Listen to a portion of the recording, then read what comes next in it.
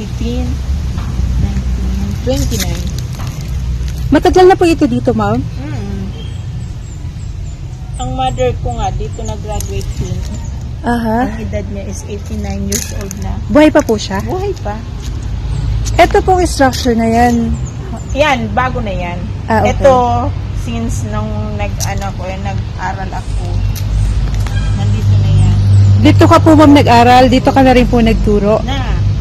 Oh. Dito na ako nag-aral, dito na ako nagturo. Aha. Yung mga anak ko dito na rin nag-graduate. Si mother ko, 89 years old, dito nag-graduate.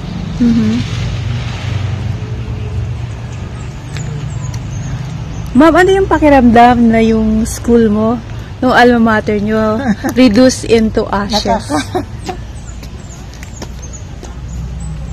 Mabigat. Grabing memories. Kasi halos dyan ako nagturo. Pati yung library. Pati yung library, naging librarian din ako. Ang daming mga parang antique na gamit.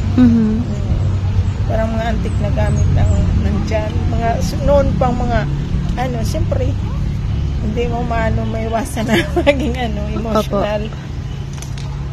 Ilan taong ka na po nagtuturo dito, ma'am? 13 years ako dito, pero nasa alis na kasi ako ngayon.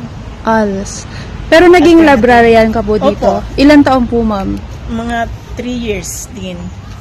Mga 3 years din ako. Pero dito, nag-8 years siya. 13 years ako dito. Sa Gabal dun po mismo? Hindi, kasi transfer kami. Yan, nagamit ko yan. Yan, nagamit ko sa canteen. Nandoon ako sa grade 4. After grade 4, na-transfer na ako sa ALS. Alternative Learning System.